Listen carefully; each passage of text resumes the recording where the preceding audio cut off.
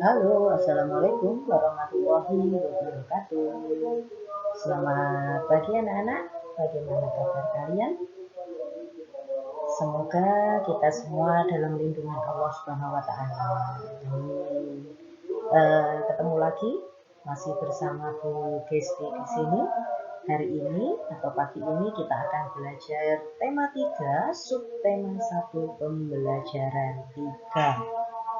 Nanti di situ kita akan belajar tentang kegiatan pagi lagi, lanjutan dari yang minggu kemarin atau pembelajaran sebelumnya.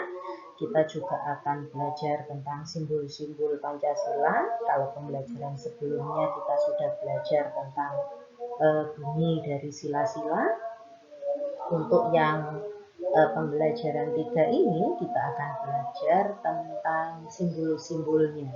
Lalu selain itu kita juga akan belajar tentang membilang bilangan. Oke, baiklah anak-anak, sekarang kita langsung ke materinya. Tujuan dari pembelajaran kita pagi ini yaitu yang pertama kita bisa menyebutkan kegiatan yang dilakukan pada pagi hari. Itu lanjutan dari yang kemarin. Lalu yang kedua yaitu menyebutkan simbol-simbol Pancasila, dan yang berikutnya menunjukkan lambang bilangan dan mengelompokkan benda sesuai dengan bilangannya. Nah, jadi itu tujuan kita pembelajaran pada pagi hari ini. Seperti yang sudah disampaikan Bu Gesti di awal tadi, bahwa pembelajaran 3 itu ada pembelajarannya adalah materinya ada kegiatan pagi, ada simbol-simbol Pancasila, lalu ada lambang bilangan atau membilang. Oke, sekarang kita lanjutkan ke slide berikutnya. Yang pertama, kita akan mengulang lagi pembelajaran sebelumnya, yaitu tentang kegiatan pagi hari. Kegiatan pagi hari ini Bu Gesti hanya mengambil sedikit saja ya, karena pada pembelajaran 1, pembelajaran 2, dan pembelajaran 3 ini kita mengulang lagi. Oke, jadi Bu Gesti hanya memberikan beberapa contoh saja kegiatan pagi hari, yang pada umumnya kegiatan tersebut dilakukan pada pagi hari. Yang pertama, di sini ada lari pagi, lalu ada gambar bermain di taman, lalu pergi sekolah. Ya, sebetulnya ya kita membahas tentang yang umum ya, bukan di masa pandemi ini, tetapi kita membahas kegiatan-kegiatan pagi hari umumnya, pada umumnya. Lalu pergi ke bekerja, ya, pergi bekerja.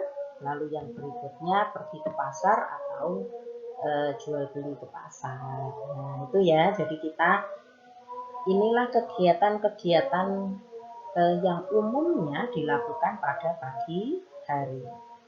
Oke. Lalu yang berikutnya berbicara tentang pergi sekolah, biasanya kita akan belajar, atau pergi ke pasar kita akan belajar tentang berbagai macam benda yang kita temui, atau kita di taman. Di taman biasanya kita menemui bunga, kupu-kupu, pohon, dan lain sebagainya. Dan kita akan bukan membiasakan ya, kita akan belajar kira-kira kalau kita pergi ke taman, bisa nggak kita kira-kira kita menghitung jumlah pohon yang ada. Misalkan, oh ada bunga mawar, kita bunga mawar tersebut jumlahnya ada berapa, oh ada kupu-kupu, kupu-kupunya ada berapa, dan seterusnya. Pada saat menghitung itu kita juga akan pelajari tentang bilangan cacah. Pada pertemuan sebelumnya atau pada tema 2 kalau tidak salah, kita sudah membahas tentang bilangan cacah. Kita belajar menghitung, di situ mulai dari 1 dan seterusnya ya. Nah, itu terkenal atau disebut dengan sebelum kita menghitung, jadi kita akan mempelajari tentang bilangan cacah dulu. Bilangan cacah itu apa? Nah, bilangan cacah itu adalah bilangan bulat yang dimulai dari angka 0. Nah, ini kalau tidak salah pembelajaran sebelumnya sudah ya. Jadi bilangan bulat yang dimulai dari angka 0. Ini Gusti akan berikan contohnya. Contohnya yaitu ada 0, 1, 2, 3, 4, 5, 6, 7, 8, 9, 10, 11, 12, 13, 14, 15, 16, 17, 18, 19, dan 20. Kebetulan untuk tema 3 ini kalian sudah menghitungnya mulai dari 11 sampai 20. Jadi sudah tidak 1 sampai 10 lagi, tetapi sudah ditambah 11 sampai 20. Jadi mulai dari 0 sampai dengan 20. Ya. Diingat-ingat hurufnya, bukan hurufnya, maaf. Diingat-ingat angkanya. Kalau 11 berarti angkanya begitu. 12, 13, dan seterusnya. Oke. Nah, setelah kita mengetahui angka-angka contoh dari bilangan cacah tersebut, kan tadi kita pergi ke taman, pergi sekolah, kita menemui benda-benda di sekitar kita yang bisa kita hitung kira-kira jumlahnya ada berapa. Besok Senin, kira-kira anak-anak misalkan masuk, contoh misal anak-anak Senin masuk, kan bisa menghitung teman saya ada berapa, laki-lakinya berapa, perempuannya berapa. Nah itu kita sudah belajar menghitung. Sekarang kita sudah tahu apa namanya angka-angkanya. Sekarang kita lanjutkan menghitung bendanya, membilang bendanya. Contoh bilangan pada kumpulan benda. Sekarang ada bendanya. Tadi anak-anak sudah belajar angkanya. Sekarang contoh bilangan pada kumpulan bendanya. Yang pertama di sini Bu Desti ada gambar ayam jantan. Lalu ada pohon. Kira-kira sama-sama bareng menghitung ada berapa? Iya, betul. Ayam jantannya ada 11. Pohonnya ada 12 ya. Jadi anak-anak nanti bisa melihat juga di buku siswa kalian yang ada. Lalu yang berikutnya.